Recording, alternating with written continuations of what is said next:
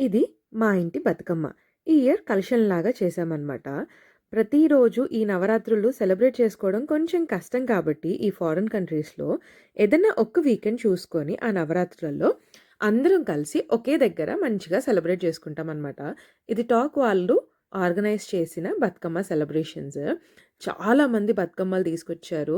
చిన్న పిల్లల నుంచి పెద్దవాళ్ళ వరకు అందరూ ఎంత బాగా ఆడుకున్నారో ఆల్మోస్ట్ 3-4 అవర్స్ కంటిన్యూయస్‌గా ఆడారనమాట.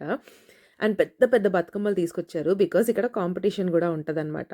ఇక్కడ నవదుర్గలు, అష్టలక్ష్ములు అండ్ వెంకటేశ్వర నామాలు అలా చాలా థీమ్స్‌లో బతుకమ్మలు తీసుకొచ్చారు. నాకు కూడా ప్రైజ్ వచ్చింది. Consolation praise. I was so happy for it. యూకేలో బతుకమ్మ సెలబ్రేషన్స్ అయితే చాలా బాగా సెలబ్రేట్ చేస్తారు. చాలా దూరం నుంచి ట్రావెల్ చేసి మరీ వస్తారు. చాలా ఓపికగా ఉంటారిక్కడ.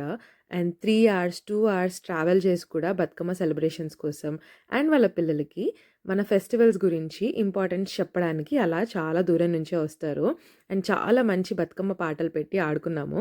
And here comes my mummy duties. పిల్లల్ని వదలలేం కదా! అండ్ బతుకమ్మ గూడా ఆడాలనిపిస్తది. సో, మా బాబుని ఎత్తుకొనే నేను బతుకమ్మ ఆడుతున్నాననమాట. మా రిలేటివ్స్ కూడా కలిసారక్కడ చాలామంది. ఫ్రెండ్స్ కూడా కలిసారు. అలా ముచ్చట్లు పెట్టుకుంటూ బతుకమ్మ బాబుని ఎత్తుకొనే ఆడాననమాట.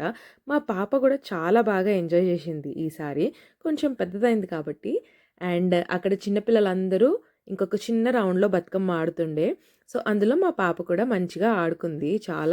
చాలా సేపే ఆడుకుంది. She had lots of fun there. చాలా ఫ్రెండ్స్‌ని కూడా చేసుకుంది. కొత్త ఫ్రెండ్స్‌ని. బతుకమ్మ అంతా అయిపోయాక అక్కడే ఫుడ్ కూడా ఆర్గనైజ్ చేశారు. బట్ ఈసారి టేక్ అవే బాక్సెస్‌లో అందరికీ ఇచ్చేశారనమాట. కొన్ని పిక్చర్స్ దిగి మళ్ళీ బతుకమ్మ ఆడేసి ఇంటికొచ్చేసాము. చూసేయండి.